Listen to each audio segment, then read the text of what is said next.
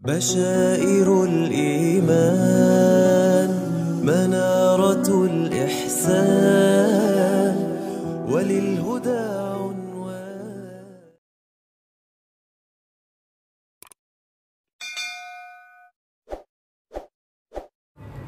Diriwayatkan bahwa suatu ketika Khalifah Al-Mansur memaksa beliau untuk menjadi qadhi. Beliau layak untuk menjadi qadhi. Beliau sangat mumpuni, ya, seandainya beliau menerima tawaran menjadi hakim, ya, menjadi hakim agung lah. Menjadi hakim agung ketika itu. Beliau mampu. Tetapi karena beliau adalah orang yang wara', ya, orang yang wara', maka beliau tolak tawaran itu. Nah, beliau adalah orang yang seperti yang saya katakan tadi, memiliki kecerdasan yang luar biasa. Wa ruwiya 'an Rabi' annahu qala ra'aitu Mansura yunazilu Abu Hanifah fi amri al-qada. Faqala Abu Hanifah ittaqillah wa la tur'i amanataka illa man yakhafu Allah. Imam Abu Hanifah ketika ditawari Al-Mansur, Khalifah Al-Mansur untuk menjadi qadhi, maka beliau mengatakan ittaqillah, bertakwalah engkau kepada Allah dan janganlah engkau memberikan amanat sebagai orang yang menjadi hakim agung kecuali orang yang bertakwa, kecuali orang yang takut kepada Allah Subhanahu wa taala. Wallahi ma ana bima'munir ridha, kata Imam Abu Hanifah. Ini adalah tawadhu dari beliau. Demi Allah, aku tidaklah orang yang layak, ya, untuk menjadi qadhi. Ya. Aku adalah orang yang tidak bisa dipercaya ketika aku dalam keadaan ridha. Fa kaifa akunu ma'munal ghadab? Bagaimana mungkin aku bisa dipercaya ketika aku dalam keadaan marah? Wala asluhu lidzalik, dan aku tidak layak untuk menjadi seorang qadhi.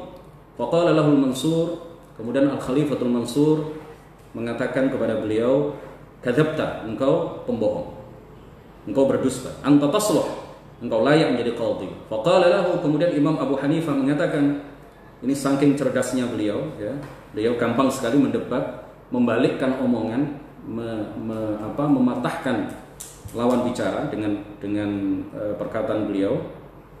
Beliau kemudian mengatakan, qad hakamta li ala nafsik, ya, qad hakamta li ala nafsika.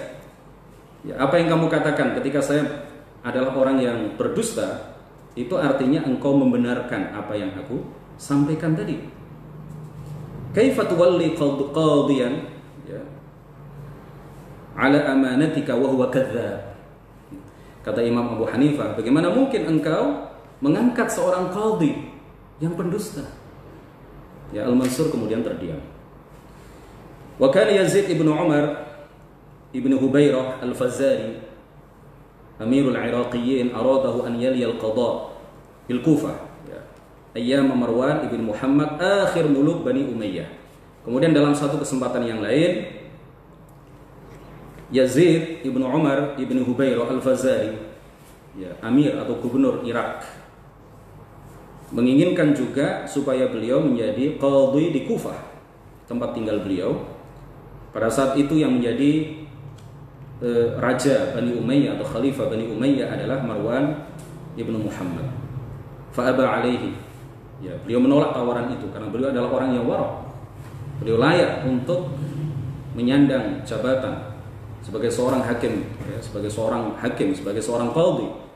Tetapi beliau menolak itu karena beliau wara', ya, bukan karena beliau wara'. Itu apa ya? Wara' itu artinya beliau saking takutnya kepada Allah, jangan-jangan beliau tidak bisa menjadi orang yang memiliki amanah terhadap itu. Bukan karena beliau tidak amanah, bukan, tetapi karena saking waroknya beliau sehingga beliau menolak jabatan itu. Ya, berbeda dengan sekarang, orang berlomba-lomba untuk mengejar jabatan. Beda dengan Imam Abu Hanifah, beliau dikejar-kejar jabatan, tetapi beliau tolak semua tawaran itu. Rahimahullah. Fadarabahu mi'atan wa 'ashrata aswab, bahkan sampai gubernur Irak ini memerintahkan para al-Buju untuk memukulnya dengan 110 cambukan, mencambuknya dengan 110 cambukan setiap hari 10 cambukan. Falamma ra'a imtina'ahu 'anil qada khalla sabilahu. Ketika gubernur ini melihat, ya, memperhatikan, mencermati bahwa Imam Abu Hanifah menolak untuk menjadi hakim, maka kemudian beliau melepaskan dia. Hadirin rahimakumullah, sebagaimana kita tahu bahwa Imam Abu Hanifah adalah seorang mujtahid, ilmunya luar biasa, sangat mendalam sekali ilmunya, ya, dalam berbagai disiplin keilmuan. Al-Khatib Al-Baghdadi di dalam Tarikh Baghdad meriwayatkan bahwa Asy-Syafi'i pernah mengatakan, man arada an yatabahhara fil fiqhi fahuwa 'iyalun 'ala Abi Hanifah. Barang siapa yang ingin mendalami ilmu fiqh, ini perkataan siapa? Perkataan Imam Asy-Syafi'i radhiyallahu anhu. Barang siapa yang ingin mendalami ilmu fiqh, maka pasti dia adalah orang yang sangat membutuhkan ilmu-ilmu Abi Hanifah. Kemudian Al-Khatib Al-Baghdadi di dalam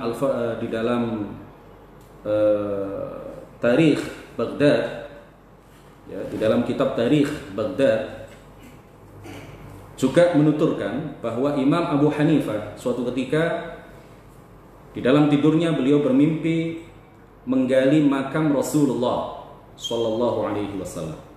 Lalu beliau mengutus seseorang untuk sowan menghadap ke Ibnu Sirin.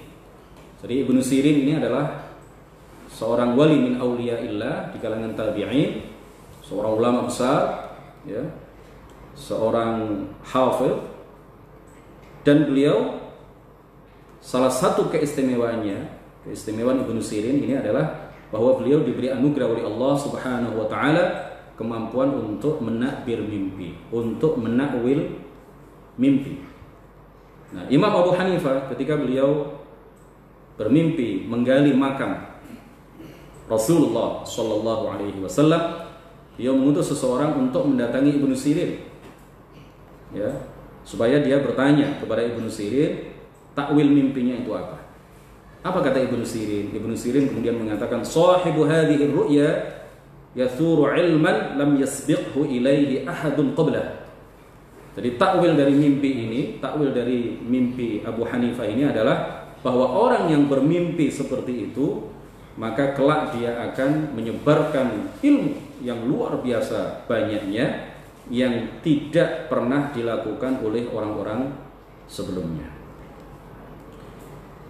Kemudian perlu juga untuk kita ungkap, untuk kita sampaikan bahwa banyak sekali para ulama yang menyampaikan pujian-pujian kepada Imam Abu Hanifah. Meskipun ada beberapa pihak yang mencaci Abu Hanifah, bahkan mengkafir-kafirkan beliau, mengatakan bahwa beliau adalah orang yang ahli bid'ah, mengatakan bahwa beliau adalah orang yang menolak berbagai hadis, hanya mengandalkan nalar belaka, hanya mengandalkan akal belaka. Nah, ini orang-orang yang mencaci beliau, memaki beliau. Ini adalah orang-orang yang mujassimah, orang-orang yang ahli bid'ah memang, bukan orang-orang yang bukan dari kalangan para ulama. Kalau para ulama, mereka menyampaikan pujian-pujian yang setinggi langit kepada Imam Abu Hanifah. Di antaranya adalah Yahya ibnu Ma'in. Ya, kita tahu bahwa Yahya ibnu Ma'in ini adalah Imamul Jarh wa Ta'dil. Jadi kalau beliau ini adalah orang yang sangat objektif, ya, tetapi sangat ketat pula di dalam menilai, di dalam memberikan pujian kepada para perawi hadis, para ulama, ya, yang lain. Ya.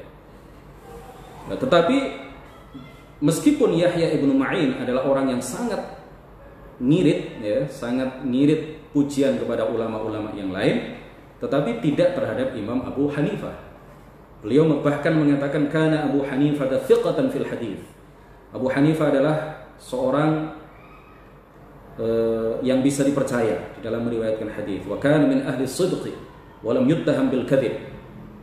Wa la yuhaddithu bil hadis illa bima yahfazuhu wa la yuhaddithu bima la yahfaz. Abu Hanifah adalah seorang yang bisa dipercaya di dalam meriwayatkan hadis. Beliau adalah orang yang jujur, beliau tidak pernah didakwa dengan kedustaan, beliau tidak meriwayatkan hadis kecuali dari apa yang beliau hafal, dan beliau tidak meriwayatkan hadis dari apa yang beliau tidak hafal. Ya, artinya beliau adalah orang yang sangat berhati-hati di dalam urusan periwayatan hadis. Kemudian beliau juga mengatakan kana thiqatan saduqan fil fiqh wal hadis, ma'munan ala dinillahi ma sami'tu ahadan dha'afahu. Beliau adalah orang yang terpercaya, jujur di dalam fikih dan hadis. Beliau juga adalah orang yang bisa dipercaya di dalam agama Allah. Saya tidak pernah mendengar ada satu orang pun yang mengatakan bahwa beliau adalah orang yang dhaif, orang yang lemah. Kemudian ada lagi ulama besar lain yang bernama Sufyan Ats-Tsauri. Beliau mengatakan innalladzi yukhalifu Aba Hanifah yahtaju an yakuna a'la minhu qadran wa awfar 'ilman wa ba'idu ma yujadu dzalika. Orang yang menentang Abu Hanifah maka dibutuhkan orang yang lebih tinggi derajatnya daripada beliau dan lebih banyak ilmunya daripada beliau. Ini kata Imam Sufyan Ats-Tsauri mengomentari Imam Abu Hanifah. Wa ba'idu ma yujadu dzalik, dan sepertinya tidak mungkin ada orang yang lebih tinggi derajatnya pada waktu itu daripada Imam Abu Hanifah dan lebih banyak ilmunya daripada beliau. Kemudian Abdullah ibn al-Mubarak juga menyampaikan pujian, laisa ahadun ahaqqu an yuqtada bihi min Abi Hanifah. Tidak ada seseorang yang lebih berhak untuk diteladani, ya, daripada Abu Hanifah. Li'annahu kana imaman taqiyan wari'an 'aliman faqihan. Karena beliau adalah seorang yang imam, ya, ilmunya luar biasa, ilmunya samudra. Beliau adalah seorang yang bertakwa, wara', 'alim, faqih, ahli fiqh, kasyafal 'ilma kashfan lam yakshifhu ahadun bi basarin wa fahmin wa fitnatin wa tuqa. Dan beliau menyingkap ilmu, ya, dengan singkapan, ya. Beliau adalah orang yang menyingkap ilmu, kata beliau, dengan singkapan yang tidak dilakukan oleh seorang pun. Bi basarin wa fahmin wa fitnatin wa tuqa. Dengan dibekali dengan kejernihan mata hati beliau, dengan pemahaman, dengan kekuatan pemahaman, dengan kekuatan akal beliau dan kecerdasan beliau, dan juga dengan takwa. Ini yang penting. Ma ra'aitu awra'a minhu. Saya tidak pernah melihat orang yang lebih wara' daripada beliau, orang yang lebih menjaga diri beliau dari sesuatu yang diharamkan. Penting sekali untuk diketahui bahwa beliau ini adalah termasuk Ahlus Sunnati wal Jamaah. Beliau bukan Mu'tazilah, bahkan beliau adalah sayfun ala riqab al-Mu'tazilah. Beliau adalah pedang terhunus di leher orang-orang Mu'tazilah. Di dalam kitab Al-Fiqhul Absat, salah satu karya beliau mengatakan kana Allah wala makan, kana qabla an yakhluqal khalqa, kana wa lam yakun aynun wala khalqan wala syai'un wa huwa khaliqu kulli syai'. Ini adalah aqidah Ahli Sunnah wal Jamaah, dan itu sudah beliau sampaikan pada masa hidup beliau. Jadi beliau ini di samping sangat terkenal sekali kefakihan beliau, kedalaman ilmu beliau dalam ilmu fiqh, beliau juga adalah orang yang sangat terkenal sekali sebagai mutakallim, ya, sebagai ahli ilmu kalam, bahkan juga sebagai ahli debat, ya, yang bisa mematahkan dalil-dalil yang dikemukakan oleh ahli-ahli bid'ah dengan dalil-dalil yang sangat kuat sekali dan tidak terpatahkan, tidak terbantahkan. Beliau mengatakan kana Allah wala makan. Allah ada sebelum adanya tempat. Allah ada tanpa permulaan. Sebelum terciptanya tempat, Allah ada tanpa tempat. Kana qabla an yakhluqal khalqa. Dia ada sebelum menciptakan makhluk. Kana wa lam yakun ainun. Allah ada sebelum adanya tempat. Wala khalqun, sebelum adanya makhluk. Wala syai'un, sebelum adanya segala sesuatu. Karena memang Allah ada tanpa permulaan. Allah ada tanpa awal, ya, huwal awwal wa huwa khaliqu kulli syai', dan Allah lah yang menciptakan segala sesuatu. Apapun yang ada di alam ini, penciptanya adalah Allah Subhanahu wa ta'ala.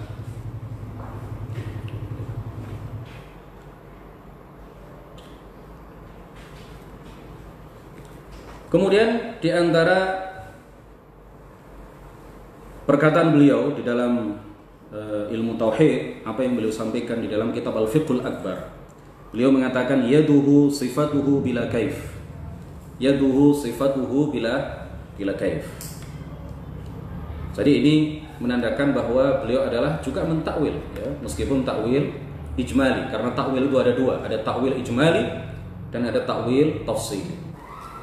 Takwil ijmali itu adalah apabila kita, ya, berhadapan dengan satu ayat mutasyabihat, satu ayat yang seakan-akan memiliki makna bahwa Allah sama dengan makhluk, bahwa Allah memiliki sifat-sifat makhluk, maka kita tidak mengartikan, kita tidak menerjemahkan, kita tidak menentukan makna dari ayat itu.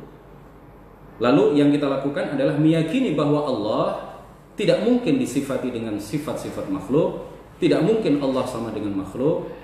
Kemudian kita kembalikan makna ayat itu kepada ayat muhkamat bahwa Allah tidak serupa dengan segala sesuatu, tetapi kita tidak menentukan maknanya apa dan kita serahkan maknanya kepada Allah Subhanahu wa ta'ala. Itu yang beliau lakukan. Ya, itu yang beliau lakukan. Di dalam kitab Al-Fiqhul Akbar beliau menyatakan yaduhu sifatuhu bila kaif. Ini adalah takwil ijmali atau biasa disebut sebagian ulama dengan istilah tafwid, ya, menyerahkan makna ayat mutasyabihat kepada Allah Subhanahu wa ta'ala. Kemudian beliau juga mengatakan bahwa wallahu wahidun la min tariqil adadi. Allah esa bukan dari segi bilangan. Allah esa bukan dari segi jumlah. Allah satu tetapi tidak seperti satunya makhluk. Satunya makhluk bisa dipecah menjadi dua. Satunya makhluk bisa dibagi menjadi sekian bagian. Satunya makhluk adalah setengah ditambah setengah. Satunya makhluk adalah seperempat ditambah seperempat ditambah seperempat ditambah seperempat. Satunya makhluk adalah dari segi jumlah, dari segi bilangan. Tetapi satunya Allah, keesaan Allah Subhanahu wa ta'ala itu bukan dari segi jumlah, karena Allah bukanlah benda. Allah bukanlah sesuatu yang tersusun dari bagian-bagian. Allah bukanlah benda yang bisa dibagi menjadi dua, dibagi menjadi tiga, dibagi menjadi sekian bagian. Allah Subhanahu wa ta'ala satu. Allah Subhanahu wa ta'ala tunggal, esa, dari segi bahwa ia tiada sekutu baginya. Di dalam mengatur alam ini tiada sekutu baginya. Tidak ada Tuhan yang menciptakan alam ini selain Dia. Tidak ada yang mengatur alam ini selain Dia. Walakin min tariqi annahu la syarika lah. Lam yalid wa lam yulad wa lam yakul lahu kufuwan ahad. La jisma wa la 'arada wa la hadda lahu. Allah itu bukan jisim, bukan benda. Allah juga bukan sifat benda. Allah juga la hadda lahu ay la kamiyata lahu. Allah tidak berbentuk sama sekali, baik bentuk kecil, bentuk sedang, bentuk besar. Allah tidak berbentuk sama sekali. Allah tidak berukuran sama sekali. Kalau dikatakan Allahu Akbar, ay akbar min kulli kabirin qadran la hajma. Allah maha besar dari sisi derajatnya, besar derajatnya, bukan besar ukuran dan bentuknya. Begitu juga kalau kita mengatakan Allah maha tinggi, maka yang dimaksud adalah tinggi derajatnya, tinggi kekuasaannya, bukan tinggi ukurannya. Wala didda wala nidda wala mithla. Jadi wala didda, Allah tidak ada yang memaksanya untuk melakukan sesuatu, tidak ada yang mengalahkannya, tidak ada yang menyamainya, tidak ada yang sama dengannya, tidak ada yang serupa dengannya. La yushbihu syai'an min khalqihi. Allah tidak serupa dengan makhluknya. Allah tidak serupa dengan apapun dan siapapun dari makhluknya. Wala yushbihuhu syai'un, dan tidak ada sesuatu pun, wala yushbihuhu syai'un min khalqihi, dan tidak ada sesuatu pun dari makhluknya yang menyerupai Allah Subhanahu wa ta'ala. Wa huwa syai'un la kal asya. Ya, Imam Abu Hanifah di dalam kitab Al-Fiqhul Akbar mengatakan wa huwa syai'un la kal asya. Boleh kita mengatakan Allah syai', ya, ay ats-tsabitul wujud, ay al-mawjud. Jadi Allah itu ada. Wa huwa syai'un, syai' di sini artinya adalah mawjud. Allah ada. Syai'un la kal asya, la kal mawjudat. Ya, mawjud la kal mawjudat. Jadi Allah ada, tetapi adanya Allah tidak seperti segala yang ada. Karena Allah tidak bisa dibayangkan, Allah tidak bisa dikhayalkan. Allah Subhanahu wa ta'ala tidak seperti segala sesuatu. Kemudian beliau juga mengatakan di dalam kitab Al-Fiqhul Akbar, Jadi beliau ini adalah seorang yang mentanzihkan Allah Subhanahu wa taala, meyakini dan mengajarkan bahwa Allah tidak serupa dengan segala sesuatu, termasuk juga sifat kalam Allah dikatakan, ditegaskan secara lugas oleh Imam Abu Hanifah bahwa sifat kalam Allah tidak seperti sifat kalam makhluk. Firman Allah tidak seperti perkataan makhluk, ya. Perkataan Allah atau firman Allah tidak sama dengan pembicaraan makhluk. Apa yang beliau katakan di dalam kitab Al-Fiqhul Akbar? Beliau mengatakan wa yatakallamu la ka kalamina. Allah Subhanahu wa taala berkalam, ya. Tidak seperti kalam kita. Allah Subhanahu wa taala berfirman tidak seperti pembicaraan kita. Nahnu natakallamu bil alat. Kita berbicara dengan alat-alat. Minal makhariji wal huruf. Dari tempat keluarnya huruf dan juga dengan huruf-huruf, dengan rangkaian huruf. Wallahu mutakallimun bila alatin wala harfin. Fasifatuhu ghairu makhluqah, dan seterusnya. Sedangkan Allah Subhanahu wa taala berkalam atau berfirman bila alatin, tanpa alat apapun, wala harfin. Ya. Kalam Allah bukan berupa suara, bukan berupa bahasa, bukan berupa huruf. Tidak membutuhkan alat, tidak membutuhkan lidah, tidak membutuhkan organ, tidak membutuhkan mulut, tidak membutuhkan apapun. Karena sifat kalam Allah berbeda dengan sifat kalam makhluk.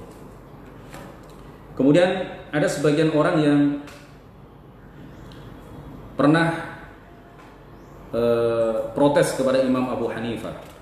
Kenapa engkau wahai imam berbicara dengan ilmu kalam seperti ini, ilmu tauhid seperti ini? Engkau mengatakan bahwa kalam Allah tidak seperti kalam makhluk. Engkau mengatakan bahwa wallahu wahidun la min tariqil adad walakin min tariqi annahu la syarika lah. Engkau mengatakan wa huwa syai'un la kal asya. Kenapa engkau mengatakan seperti ini wahai imam? Sedangkan Rasulullah tidak pernah mengatakan seperti ini. Rasulullah tidak pernah membicarakan apa yang kamu sampaikan. Para sahabat, sebagian besar di antara mereka juga tidak pernah menyampaikan apa yang engkau sampaikan. Bukankah ini adalah bid'ah? Bukankah ini adalah bid'ah? Apa yang menjadi jawaban dari imam yang cerdas ini, ya, seorang ulama yang luar biasa kuat nalar dan pemahaman beliau? Beliau mengatakan innama mathaluhum kaunasin laisa bihadratihim man yuqatiluhum falam yahtaju ila ibrazis silah.